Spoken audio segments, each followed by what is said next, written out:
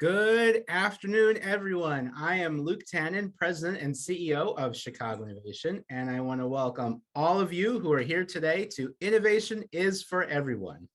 To kick things off, I'm here with Tom Kuzmarski, the co-founder of Chicago Innovation and president of innovation consulting firm Kuzmarski Innovation. Hi, Luke. Hey, welcome, everyone. We're just really excited to have all of you here today for a very important topic. And I think, as many of you know, innovation is for everyone is the vision of Chicago Innovation, because we think it is so important that our events and our programs really cover age, race, gender, industry, sector, to be able to look at the community we live in and really be able to say that we want everyone to have access to and be part of our innovation community. Yeah, that's right, Tom. And the full potential for innovation is unlocked when everyone is empowered to have a leadership role, especially in a place like Chicago.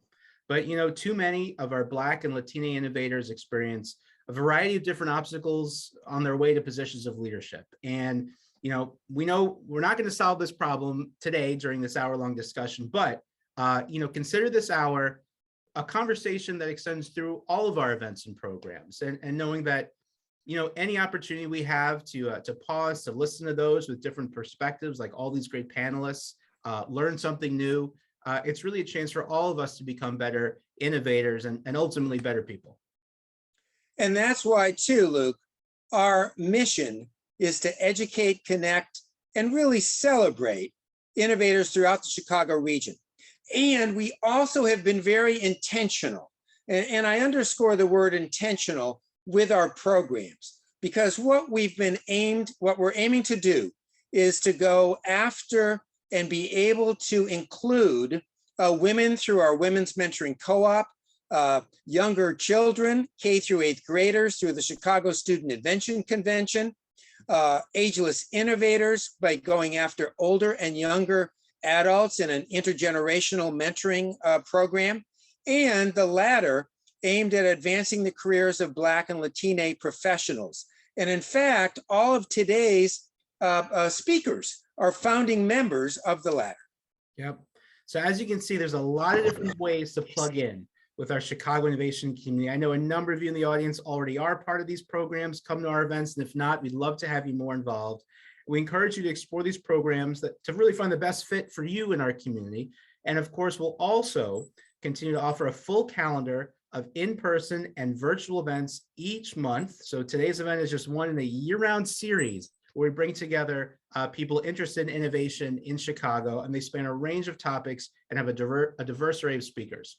So before we introduce today's speakers, there's a couple items I want to share. First, if you have a question for the speakers, please let us know. Send us your questions via the Zoom Q&A, and also keep an eye out for a couple polling questions during the panel too. Now, lastly, I want to recognize our sponsors, because it is this amazing group of corporate leaders and companies that really believe in our mission and help us extend our vision throughout the entire Chicago region, starting with our diamond sponsors, SMS Assist, Wintrust, Walgreens, Accenture, and some new diamond sponsors for this year. Tom, we always love announcing new diamond sponsors. Yes, we do, Luke. And so the new recent ones for this year include Molex, Dell, and Intel. We also have gold sponsors Comcast Business, silver sponsors Vetter Price, bronze sponsors Crown Castle and Thompson Coburn, and our media partners Intersection, Clear Channel Outdoor, WBBM News Radio, and also NBC Chicago. So thank you to this terrific group. And now it's my pleasure to introduce the leader of today's discussion, Tapi Sadiko. Tapi is the global head of employee digital experience for Kraft Heinz, where her focus is really aimed at increasing employee productivity and creativity through technology. She serves as a future of work specialist for the World Economic Forum, as well as a board member for the Institute of Work and the Economy and the Science and Technology Coalition. She's a great friend and really is just so insightful in many of the things that she's done. Please welcome Tapi Sadiko. You are too kind. Thank you so much for the lovely introduction. And guys, everyone, I am super excited to be here.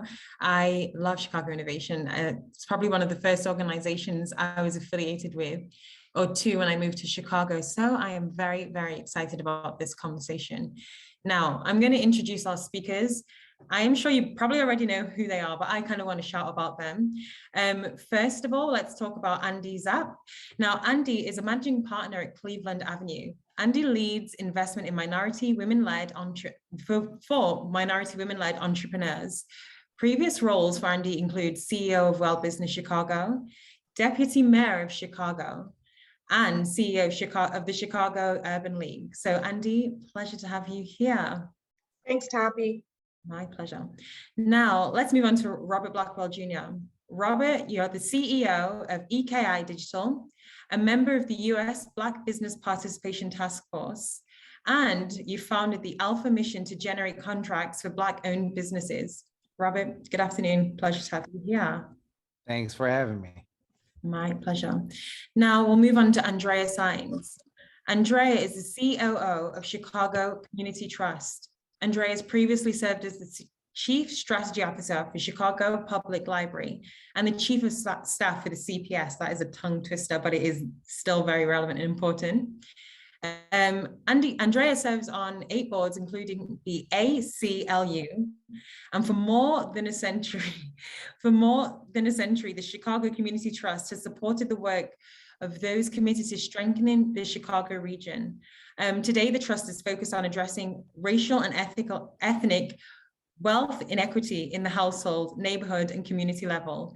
Andrea, thank you so much for joining us today. Just to clarify, it wasn't me doing that for more than a century. I've not been around that long. Sorry, I laughed because the way I read it made it sound like you, but no, we're actually talking about the Chicago Community Trust has been doing this work for more than a century. Okay, now next is Rich L. Rodriguez. Rich is the CEO of Acero Schools, and apologies if I'm not pronouncing it well. It's my British accent, but I am trying. Rich, you oversee the largest and highest performing public charter school network in Chicago, and you were previously the president of the CTA. Thank you for joining us this. Absolutely, thank you. And just for correction, not the largest, but one of the largest. So I won't take credit either. Goodness, this intro is bigging everyone up because I think you're all amazing, but soon to be the largest, let's say. Okay, and finally, we've got Carlos Cardenas.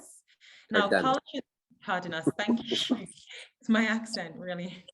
Carlos, you are the Senior Vice President of Wintrust. You manage a team responsible for $300 million in client credit portfolio with 120 private and closely held middle market companies. So guys, I'm sure you can all see that this panel is phenomenal. I am so excited to be part of this. I really think we've got a great group here today. But before we jump into this session, I kind of think it could be nice to start with a poll. So let's get to know our audience. You're going to see a poll coming up on your Zoom screen shortly, okay? Now, the question we're going to ask today is, what best describes your organization or sector? And please just choose one. We really just want to get to know who's out there and who this conversation it will also be impacting. And there are a couple of different choices. So yes, guys, get your answers in. Thank you. All right, Toppy, we've got answers coming in, and I'll give this just a few more seconds. Okay, thank you. Wow, there's so many different types of organizations out there. I'm really, really looking forward to hearing who's out there. Okay, and here are the results. Okay, quite a big representation from the corporate area. Okay, and startup as well. I'm not surprised. It's one of the things that I learned when I moved to Chicago. I did not realize how many organizations are founded in this great city. It's really, really impressed me. Also, we've got some not-for-profits out there as well. So everyone, thank you for joining. I hope this conversation will be impactful for you wherever you are today, and even wherever you want to go to in the future. Okay, question for the panel. Each of you, as busy as you are, have chosen to show up today, and that's because this conversation is important to you. Now, can you tell us about how you show up for the work you do each day? Why are you passionate about it, and how are you well, what do you do to keep true to yourself through your personal and your professional calling? Carlos, I'm going to start with you just because you're first on my screen, but yeah, could you please tell us how you kind of show up true to yourself every day? Sure, Toppy. All right, let me turn my screen on. Hello, everyone.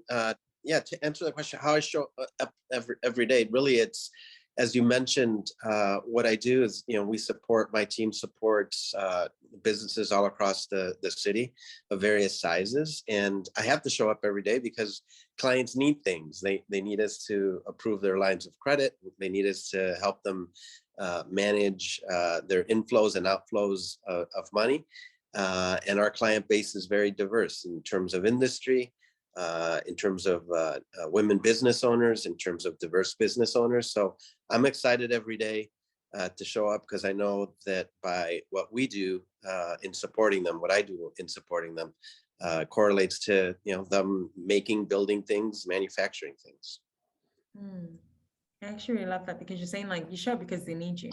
Like by choice, by force, you're there. Actually, that's kind of quite important. Sometimes that is how we have to show up true to ourselves. Thank you for that, Carlos. Andy, I can see you came off mute. Would you like to share your opinion? I never went on mute, but that's okay. Ready to jump in at any time. I'm currently running a fund at Cleveland Avenue that invests in Black, Latine, and women-owned businesses. And I've been doing economic development and community development in the city now for over a decade. And I show up because I think we have to do a better job in Chicago of expanding access to economic opportunity. We are a city full of riches and opportunity, and it has too long not been accessible to too many in our city, and particularly brown, those on the south and west sides who are predominantly brown and Black. And so I love what I do. I'm passionate about it. I'm trying to build wealth for these companies so that they can then hire people and invest in the communities and be really the investors of the future. So it's important, critical work to me because we have so much to offer in the city, and everybody should have an opportunity to share in what the city can bring.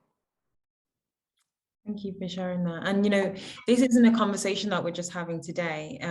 It's not today or even like this year. It seems to be a conversation, or it is a conversation that we've been having for decades. And yet today, here we are still talking about it. That's because there's so much work to do, still so much work to be done. And it kind of does feel like such little work has been, or such little progress has been made. How do we move beyond this being something that we just talk about? And how do we put this into real action? Sometimes people say a movie is great because you watch a great movie and you kind of leave the cinema and you kind of go on living your normal life. How do we make this conversation more than just a great movie? And what can we learn from history to help us make progress in the right areas in the future? Now, I am going to be very strategic with this question. Robert, I see your hand over your mouth, but I'm going to come to you because in our preparation for this panel, I literally hung on every word you said, like an apprentice listening to a sage. So I would love you to please share your opinion on this. Okay, so one is you mentioned that we haven't made much progress. And if you haven't made progress, maybe the thing is you're not doing something correctly. So if you look in history, Booker T. Washington in 1895 gave a very famous speech at the Atlanta Exposition where he said, really to the business community, America's never going to be what it can be until Blacks get included in the economy. He said, we don't need to live around you, but we do have to be a part of the economy. And so there were business people, and a famous Chicagoan named Julius Rosenwald responded to Booker T. Washington. Together, they built 5,300 schools in the South. Blacks built those schools, which gave the construction capabilities, and then Blacks became the construction people of the South. And they focused on practical skills that would make Blacks part of the economy. Out of that came the Black Wall Streets, which were really called freedom colonies. There were 81 of them all across the Jim Crow South. So imagine 110 years ago, in the middle of the Jim Crow South, you had prosperous Black communities. There was no diversity programs. There was nobody trying to help them. it proves that the free enterprise system works when it's given a chance. Also in the middle, so we should learn from that. One is that the business people of that day responded to Booker T. Washington's call to create a greater nation. They weren't prescriptive. So that's one lesson. In 1973, in Atlanta, the Black business community and the white business community got together. They said, Blacks are going to have political power, whites have economic power. Let's work together to create an Atlanta that works for everybody. And they focused on just doing business. In 1991, in India, I did a tour of India in 2009, and they said in 1991, they figured out socialism doesn't work. They started to free their economy. Their government started doing business with their small entrepreneurs, which prepared them for the international market. And then US business just did business with capable Asian entrepreneurs. They didn't have any diversity and inclusion or any of that. They just did business.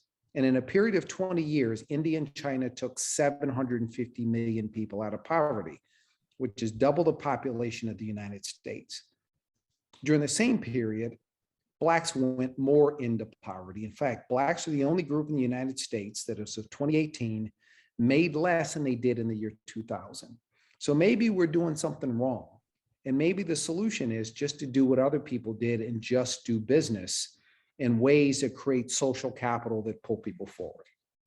I hear you. I think that's quite interesting, which is like there could be a potential like a playbook or a path.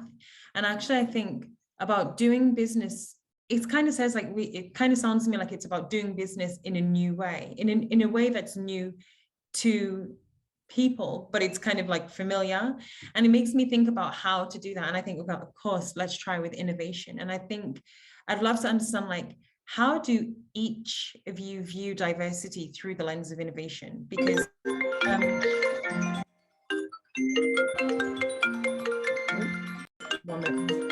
Sorry. No worries whatsoever. That is just life. It's a new Zoom world, right? But anyway, let's go back to that question.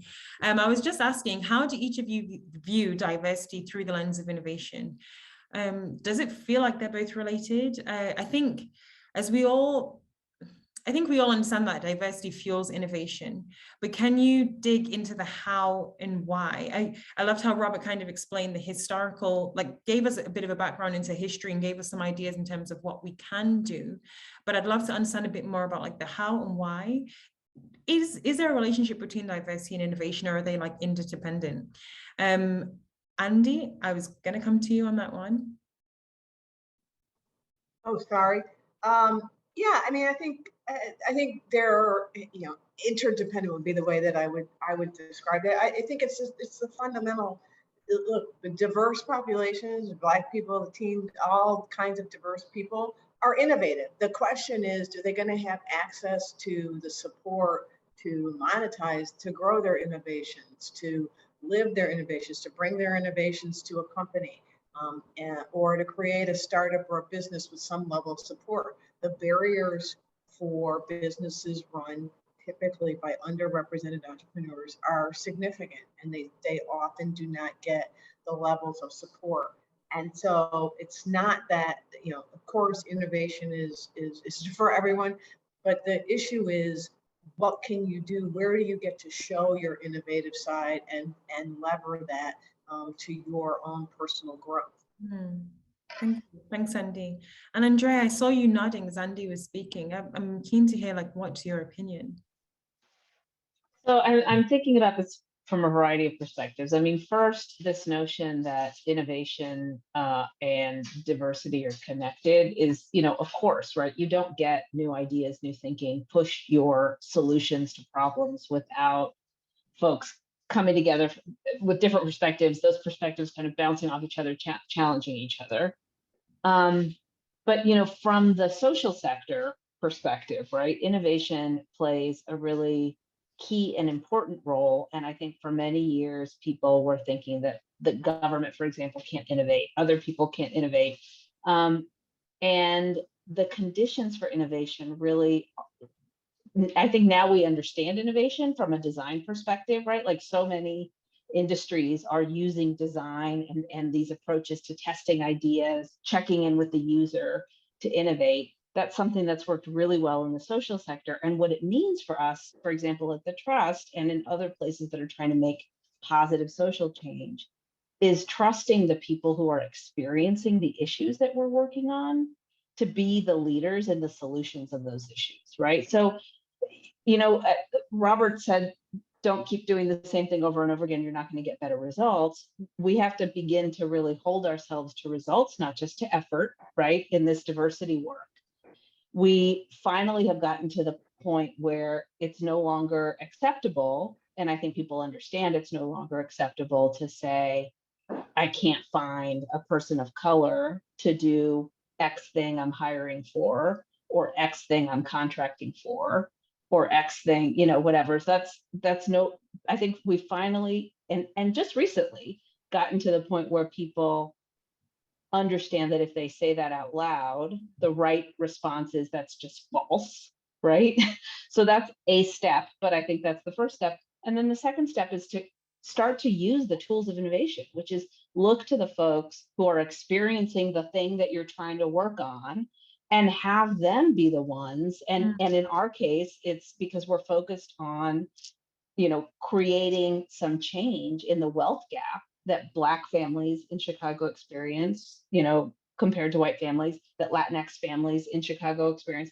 Those are the communities and those are the people whose leadership we're now following to say, okay, what are the solutions, right? How do we solve this problem from a perspective that I just don't think was welcome at many tables before, where you're bringing resources and saying, I'm bringing the resources. That doesn't mean I'm the expert. You're the expert. Let's figure out how to partner and how to work together to address some of these issues. Yeah. Oh, Andrea, I love what you're saying. I love this idea of like partnership. I love this idea of like lifting up voices that were previously unheard. And actually, that's why I just think this group is fantastic. I mean, you are all founding mentors in Chicago Innovation's new program called The Ladder.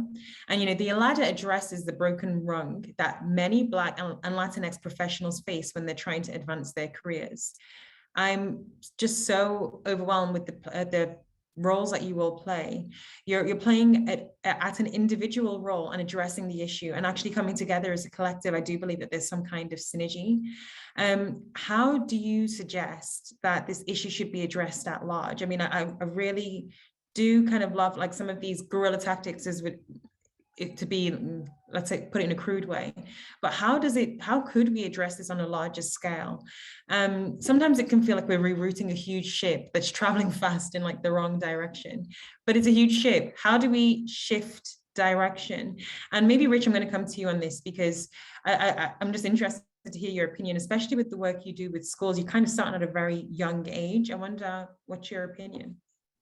So I think different strategies, multifaceted, but first and foremost, I'll go back to one of your original questions, which is just what brings us to work every day, what the passion is that brings us to work, and advocating for others has always been, for example, my passion. It's what led to my professional calling as an attorney, but it's my lived experience here in the city of Chicago, I think, and being a product of a systemically racist public school system back in the 70s and 80s that influences like the how and the why we show up to work, or why I specifically show up to work. So being an advocate for students is how I've always remained true to my professional calling. But going to specifically to your question about the strategies of how we actually address the kind of the broken rung and how we can, so I view two. First and foremost, we have a responsibility to not just find the time to serve on governing corporate, nonprofit, and civic boards, but to create the space for others to do so as well. And then we've got a responsibility to continue investing in educating the next generation of learners, discerners, and doers. So education equals upward mobility, the products of which will soon become our intellectual and political leaders of tomorrow. So I think those are the two strategies that I think have worked most, that I've witnessed throughout my career. Yeah, thank you. And Carlos, I want to invite you to also share your opinion on this question, especially with the work you do with Wintrust. I kind of see, Rich, you look at like the pipeline into a system, and Carlos, you look at like empowering people, in my eyes anyway, to be for economic freedom. I wonder what your opinion is. Yeah, I think we need to, the concept of diversity and inclusion and it's been a topic for decades, right? Since the early 50s and 60s. And I think we need to get away from making it a topical or a special thing that we need to do on the side, and kind of embedded within how we operate as a business. And so, you know, here at Wintrust or in any organization, it's not setting it aside as a special project or something, you know, the flavor of the month. I think it's important to just talk about it every day, to have open and honest conversations, sometimes uncomfortable conversations, and be welcoming of others with other, you know, different perspectives, different backgrounds, different ethnicities. And the only way to do that is to make it within the fabric of what you do, be it your business, be it your civic organization, your nonprofit. It just how you treat people, how you have a conversation, open and honest, treat everyone fairly, and not have a special set aside. I think to Robert, what Robert says as well is, you know, do business together, right? Don't give me a handout, just give me an opportunity. And I think once we do that, I think you're going to be able to break, hopefully, this mold. But it's going to take effort, and it's going to take passion and direction and leadership. Yeah. And Carl, it's actually a theme that I'm hearing through what you've just said, actually, and what everyone else in the panel has also alluded to, is this need for like intentionality. I think we have to kind of be intentional about things that we want to do next.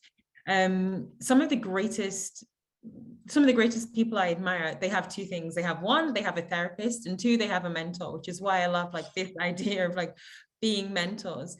And Andrea, I want to ask you this question. You know, today, everybody on this panel is playing an active role in the ladder, engaging in this one-on-one mentorship. Now, I know if people want to mentor, you can come to Chicago Innovation and apply for a mentor through the ladder.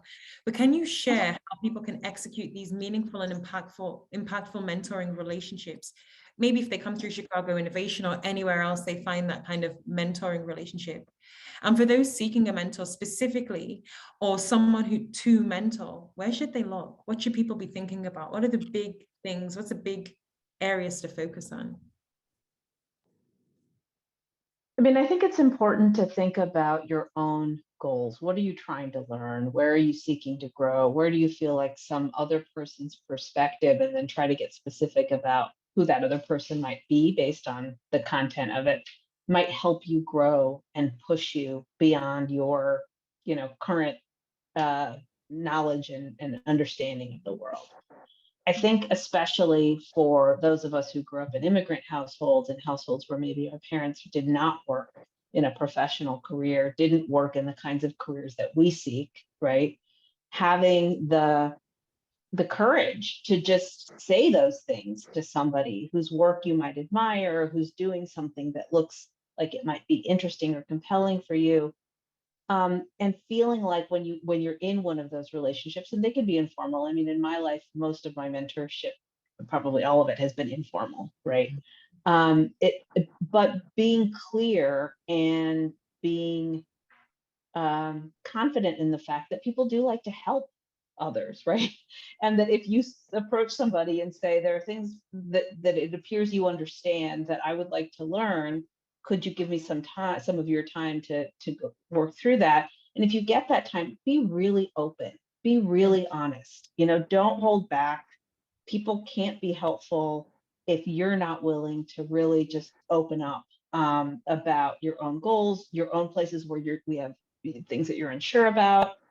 And just know that, you know, what I've learned in my life now is that this is how folks do it all the time. They may not call it mentorship. And I think back to another one of Robert's quotes, they might not call it diversity, but this is how we all learn how to be who we are, is by having these open conversations with others, asking, you know, specific questions, being open about our own growth, and that's not a sign of weakness. I also think for many people of color and women, right, we want to show up in a way that allows people to take us seriously, to understand that we deserve to be where we are. And sometimes asking those tough questions, those things that you don't understand or that you're naive about, feel like a vulnerability you can't afford to take.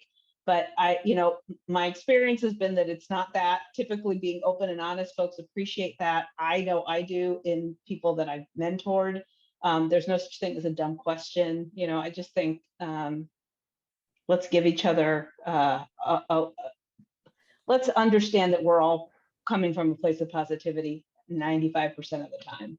Oh boy, Andrea, I can tell you now, it feels like you're speaking to my heart, because this is something that even I think we all just deal with it, right? We all struggle with it. And one of the biggest lessons that I think the universe is trying to teach me right now is greatness lies on the other side of discomfort. And until you're honest with yourself, you can't really be honest with anybody else. So I think that in itself is the best bit of advice. You've got to, don't be afraid to have those challenging conversations, and don't be afraid to say what's on your heart, because the right person will listen. And actually, if it turns out that whoever you're in that mentoring relationship with doesn't want to hear it, then maybe it's not the right space. Move on. Move on. Exactly. I really like that. Wow, guys, this has been an interesting conversation, and I kind of want to bring the audience in now. So thank you, panelists. Audience, second poll for you all. Of the following obstacles to access equality, if you were to solve one problem first before tackling the others, which would you choose to solve first? So it's not saying that you wouldn't choose the others, but where's the biggest place to go? I think we're just keen to hear what feels like it's the biggest challenges out there. So have a couple of minutes now, a couple of seconds, and please get your answers in.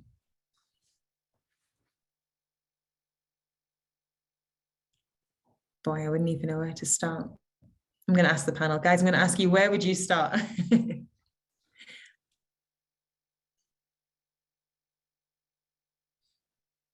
I'd say education. That's actually a good intro. Rich, I'm sure you agree with that. Since I've moved to this country, I've realized that education is not ubiquitous. It's not level for everybody in the same way it kind of is in Europe. I probably would agree with you, Carlos, actually. Yeah, I would agree 1,000% that. And I think, unfortunately, lack of solid leadership in government and business oftentimes. But I see them both as correlated. So if you're not making the investment in educational opportunities, then you're going to get what we have. Oh, wow. And the audience agrees. If over 50% of people say education, I think it seems to be the case. I'm going to disagree. Oh, okay. I don't think history shows it. People go from poverty to prosperity in this one path. It is entrepreneurial-led economic activity that leads to the appreciation of education and social capital. Social capital is when you reach back and you pull people from your community along. But more importantly, you create this aspirational roadmap for your young people so they would know where to place their bets. So I don't think it's education first. I don't think there's any historical proof to that. In education, there are two components. There's resources and there's aspiration. And what you find is that people, when they believe that wherever their opportunities are, that's where they will place their focus. Unfortunately, in the Black community, because the market tells Black kids, place your bets on sports and entertainment, that's where they put their efforts. Other people who see their opportunities in education will spend 5, 6, 7 hours a day studying because that's where they believe the opportunity is. So aspiration is actually much more important to outcomes than is educational resources. And you can see this in outcomes in schools, in the exact same schools with immigrant communities versus Native communities. So if you don't fix the issue of aspiration, no amount of resources that you pump into a school system will actually make much of a difference. So that's why I believe the most important thing for us to do is to make sure that those people who are poor, who are less affluent today, that their entrepreneurs are successful, because it's not just education, it's the networks that you're involved in that create the opportunities for you. And you can look at even different groups, like the most educated group in the United States are Nigerians. Most people don't know that. So while education is certainly important, there are a lot of men, in fact, a lot of the most impactful entrepreneurs in our community, frankly, didn't have a lot of education. Now, their kids got educated and their neighbors got educated. So I disagree that education is the most important. It follows entrepreneurial success. It doesn't lead. So the only pushback I would say to that, Robert, is that education is tied, and access to education is tied to aspiration, right?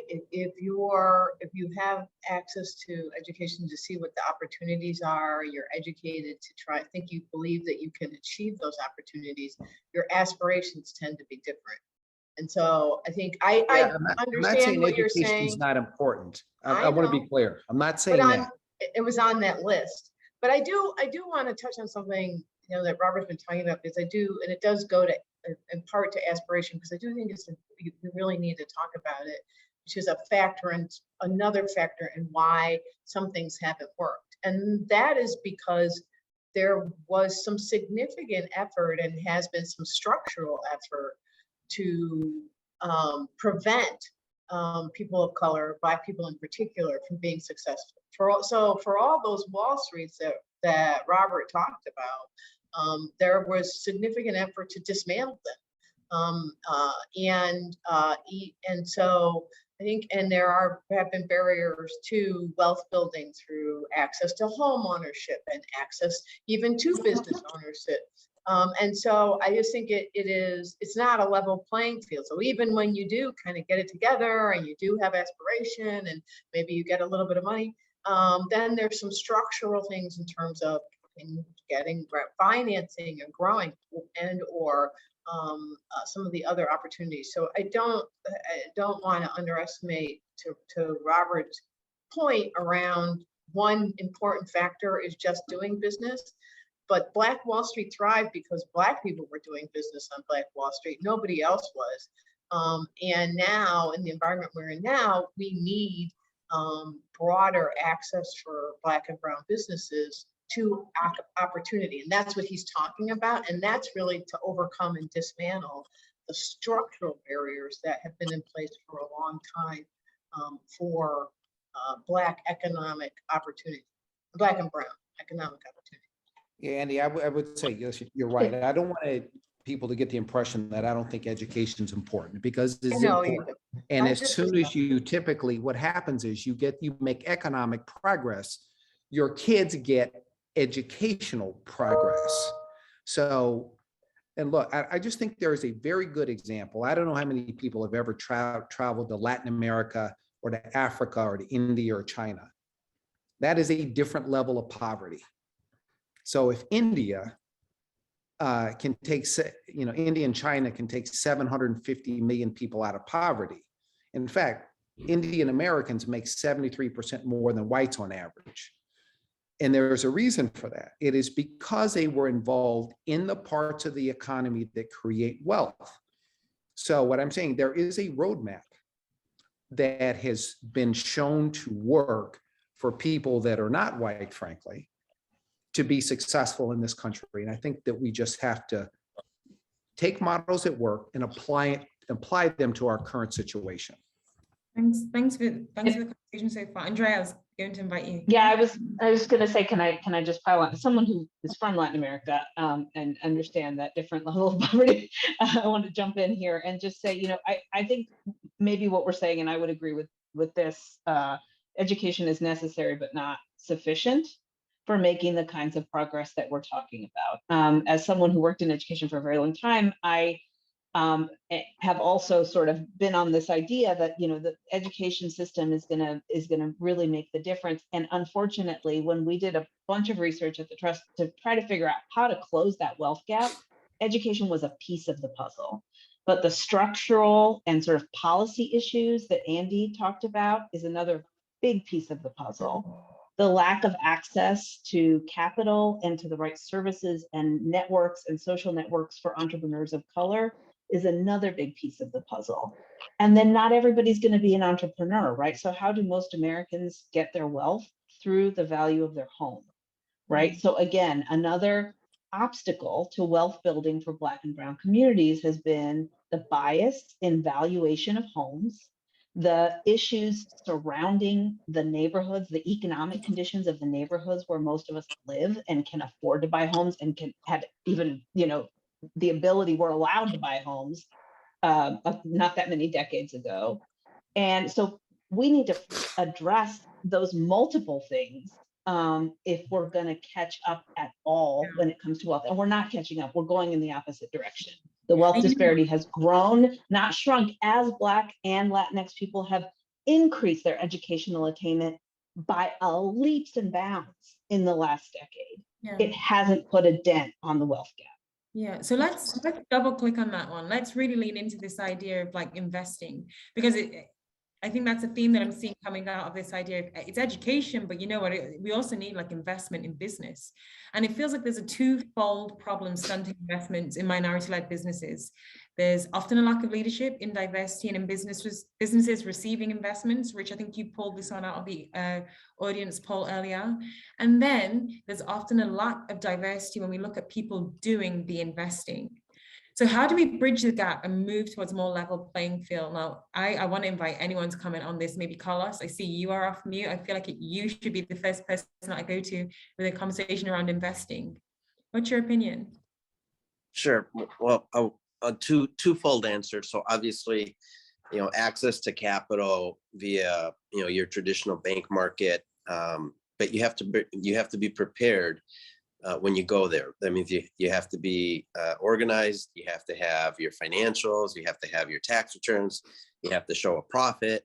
You have to have your legal documents, your organizational articles in place. You have to have all those things. You need to be prepared. So that would be the one thing, right?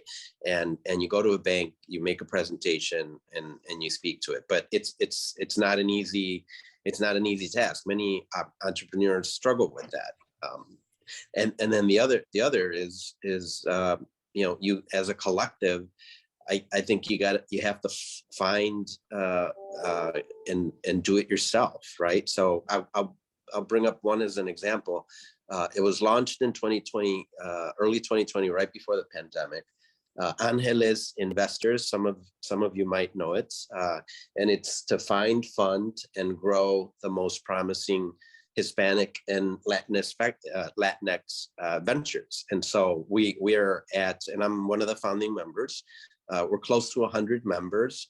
And at the tail end of 2021, we have funded in excess of 4 million to 9 startups in the venture world. So if you can't find others to do it, you find the collective. I think, those that are, professional, and you don't have to have means, but 100 of us making $5,000 to $10,000 investments, suddenly you have 100, 200,000 to invest in something, right?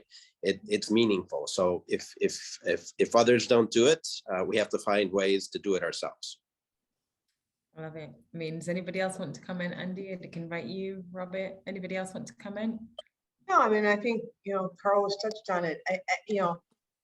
It is challenging, not because I think underrepresented businesses don't have their paperwork, but they also don't have the networks when they start, right? They don't have the counsel and the support. So they go to the bank, and they also often don't have relationships with traditional bankers, which we saw with the PPP loans when they came out the first round. That went to all kinds of businesses, larger and majority businesses who had longstanding relationships with their banks. And so I think there's a history there that doesn't come from competence, but comes from lack of access. So I think, and I also think oftentimes, traditional bank products are structured in ways that don't work for underrepresented entrepreneurs, in part because they are startups and they don't have the networks. Much of their initial capital didn't come from friends and family, and so they face, and their collateral is oftentimes non-existent, and so they face real challenges in the market. Which is why I think Angeles and Cast Us, our fund, were created. I think, and I don't have the exact number, but the last, 2019 venture capital dollars to Black and brown led businesses was like in the low single digits, might be close around 2%, which is outrageous, right? And the numbers of funds, venture funds led by people of color or managed by people of color were very, very small. Now that's increased a little bit in the last year and a half. There are a lot of people who are stepping up and doing exactly what Angela's did, going like, okay, forget it. We're just going to go raise our own money and start making investments. And that's fantastic. But it is still a fraction of the venture capital, a small fraction of the venture capital dollars and or private equity dollars that are available are out there. And we have to expand that pool and that access. And I think what will happen is as these companies start getting access to capital and really growing the way they should grow, you will see people jumping on the bandwagon, and that's happening. And we've seen deals with companies where entrepreneurs 1 year couldn't get any money.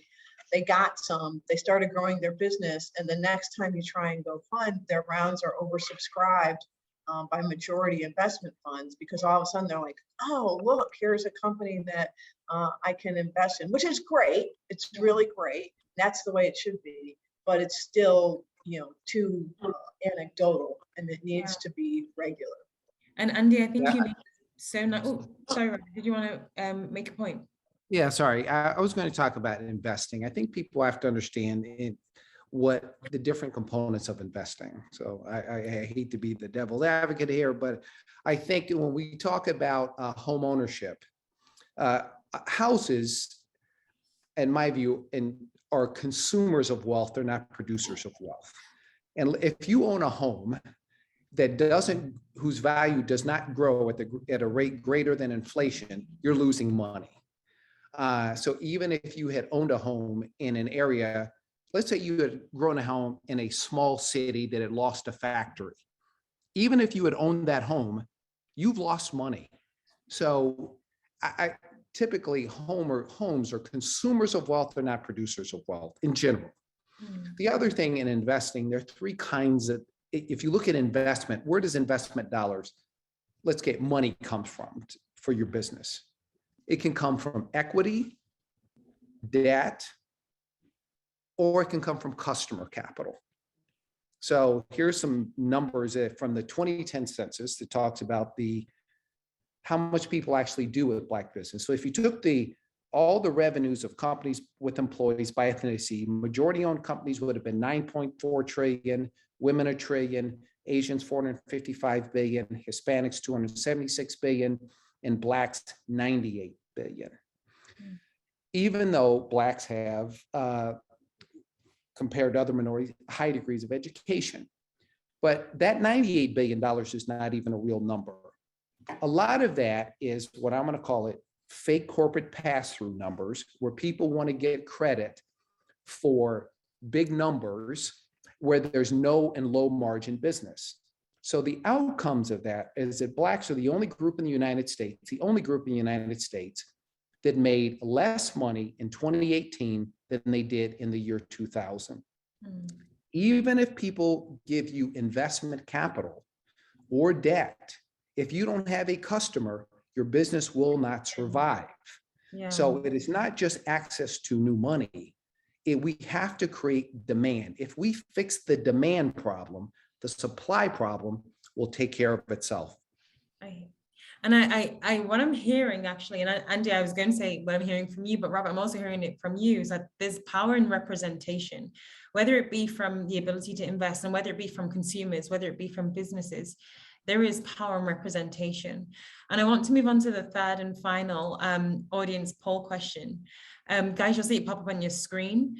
So over the past year, we're actually curious, like, how have you seen notable positive change within your organization as it relates to diversity, equity, and inclusion? And as you mentioned about like networks and like when it comes down to those intense moments, who has the relationships that matter? Representation matters there for me as well. So I'm curious, like, guys, DE and I, how have you seen changes within your own organization over the past year? And actually for the panelists, as we wait for our audience to kind of respond, have you seen changes? And have you seen authentic changes? Actually, I think somebody also mentioned that earlier, not just things we say, but things we actually believe and do.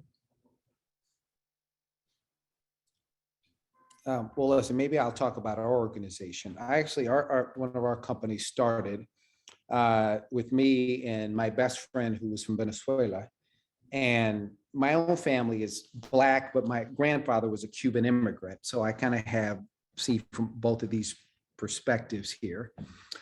We started out with having a company just where we wanted the most talented people in our profession. And we just happened to know, because there were in our networks, lots of Blacks and Hispanics who were exceptionally talented. And we built a company, not excluding anybody else, but we never had any diversity program. But our company, which is mostly Black and Hispanic, is the most diverse company in a tech field that I've ever seen. And it's just because we wanted to give they were in our networks and give people opportunities to demonstrate that they could be world-class in their profession. And I think too much of this diversity stuff, it's led by the marketing departments at companies versus trying to do something that's really impactful and going out and finding the most talented people from different communities and giving them real opportunity. I really see there is something also about the people you bring into your organization. We've got 77% of the audience saying, yeah, actually, yes, there's been a positive change within their organizations over the last year. And actually, as I reflect on it, I think something is kind of better than nothing, even if it's not to the level it could be. Movement, traction is what builds traction and movement. And you know, guys, before we realize we've only got 7 minutes left, I do want to give the audience an opportunity to ask some questions. But before I go there, I kind of want to invite each and every one of you to kind of summarize, like, what would your call to action be for those who are listening in either live today or who are listening in later on?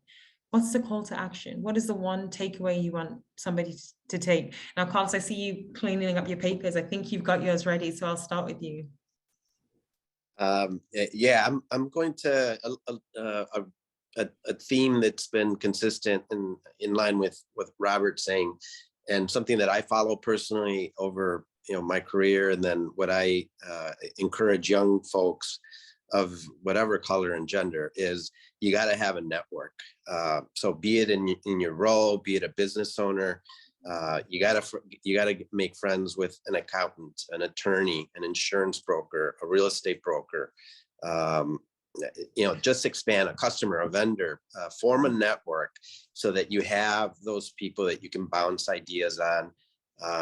Always constantly be networking, be out there, asking questions. And that's how, as a business owner, as a professional, the broader your network, the more touch points you're also learning. And I think it's invaluable, and we don't do enough of it. And that's what I encourage everyone on today is you got to network. You got to be out there. You can't sit in isolation. That's true. That's true. Andrea? My call to action is really to think about how you're spending your resources, whether personally, the company's resources, where you're working, and are you making this effort to spend them locally with diverse set of businesses? Are you taking the easy route, or are you making decisions that maybe challenge your biases, that challenge your whatever? I think we all sit in a role where the decisions we make every day, unless we're making them very consciously, can just add up to status quo and no change, as we started the panel talking about. And I've seen real change, just to go back to your other question about the diversity, real change at the trust, just by saying, like, we care about making different kinds of decisions. For example, the investment managers that we've hired are 35% people of color or women in an industry that's 98% white man. You can make a real difference if you are intentional about where you put your resources and how to line up those resources to your values. Thanks, Andrea. So I love it. Network and own your space. Andy? I'd say, and I think we have two types of audiences here. So if you're in the corporate audience, and you're thinking about what can I do, I'd say the simple answer is, and I'm not going to steal Robert's line, but the simple answer is, what are you doing? What are you doing in your space to expand access to opportunity? If you have to procure stuff, are you procuring it? Are you ensuring, not just letting your diverse, but are you ensuring that what you're procuring is coming from a diverse set of suppliers? If you're hiring, are you ensuring, not just saying, okay, I had a diverse slate, that's great. Are you making your team diverse?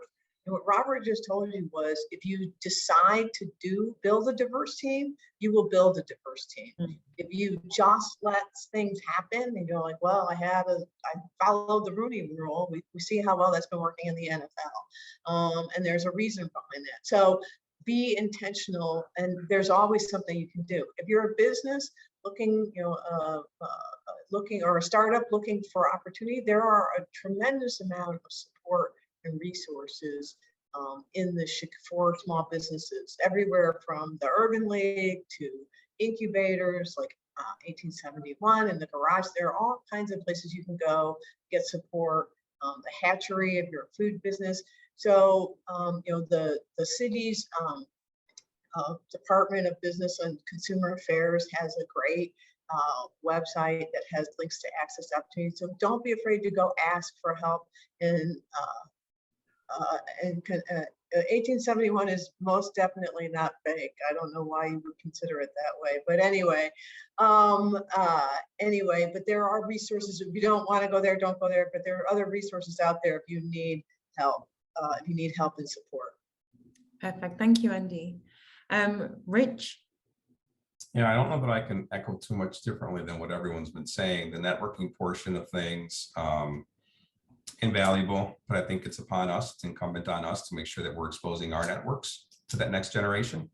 So from a mentorship perspective, I would say the onus on us as well to ensure that we're supporting and pulling up those that are coming after us into leadership positions and exposures, as I had mentioned previously, board experience at nonprofit community organizations, and making sure that we have diverse boards from a governing perspective. Because if we're looking for true, genuine, transformative change, oftentimes that's where the lens comes through.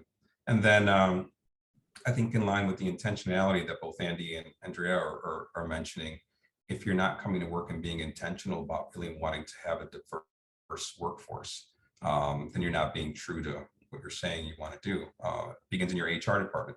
Andy makes a perfect point. Procurement, like, don't just assume that folks are doing what it is that the institution has requested, but go out and test it. But really being intentional, I think, from a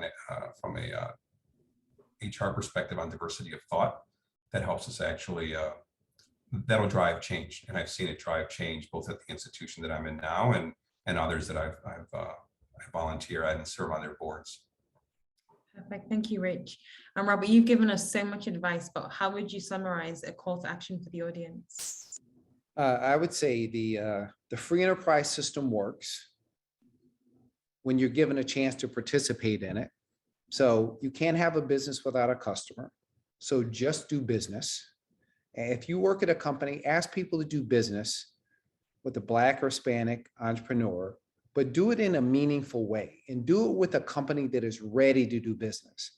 I think too much of this diversity stuff, I'm sorry, is at what I think is a cruel mirage for young entrepreneurs, where they're not ready to go do business with a big bank for the most part, but there are people that are. So I would say, go try to figure out how you can have some $1, $5, $10 million relationships in the modern parts of the economy. And it is the technical professional services that are creating all the wealth in the country.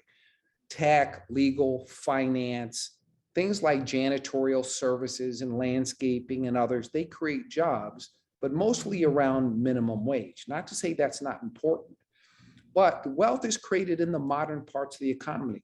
The largest 10 banks in the country spend more money on technology than the collective revenues of Black companies in the country. And none of them do business with Black companies in tech in any meaningful way, and in Hispanic companies, frankly, either. So just do business in a meaningful way with a company that's ready to do business with you, and then ask that company to take on the responsibility of bringing somebody else forward. I like that. If we do that, we will make progress. And on employment, listen, companies are dying for talented workers. They will hire Martians if they have the right capability.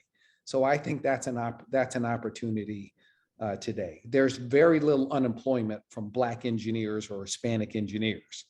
What we need to do is to create the social capital that convinces young people, both in the Black and Hispanic communities, if you spend your time preparing yourself for the modern parts of the economy, there's an opportunity for you. Thank you, Robert. Thank you. Now, I know typically we would invite audience questions at this time, but we're already 2 minutes over. I did see a question around what your organization's doing to educate you, like your customers and people in your business. I hope we touched upon that, but I do know we'll continue this conversation. This is not the first and only time that we'll meet together. So I'm sure that Luke, and I'm very sure that Paul in the background are collating all of those questions. So everyone, thank you so much. Luke, shall I hand over to you to wrap it up? Yes, thank you, Tapi, for doing a terrific job leading today's session. And to Andy, Robert, Rich, Andrea, and Carlos, you are an outstanding panel today. There were so many great perspectives shared, some spirited debate, which is always something that we strive to get multiple points of view at Chicago Innovation Events. And, frankly, there was so much for us to learn and think about as we all try to grow and help others grow too. And, at one point, Tapi, you told Andrea that she was speaking to your heart. And that's exactly how I felt about this entire group. And I really think it's because what's rooted in this conversation is the need for more empathy, which really is a heart feeling as opposed to a head feeling. And I just want to thank all of our speakers for being a very passionate group of people. You all lead with your hearts, that is clear. And you've all been creating positive change, really to uplift others in Chicago for a long time. And then I also want to thank our audience for tuning in, helping to make Chicago Innovation the vibrant and diverse community that it is today. And looking ahead, we have a lot in store for 2022. So upcoming opportunities to reconvene include 2 virtual events in just the next few weeks, starting with an invitation to the future on February 28th, followed by the future of health on March 15th. And then we've got our big return to in-person events. Once again, I remember saying this back in June. I'm saying it again in February 22.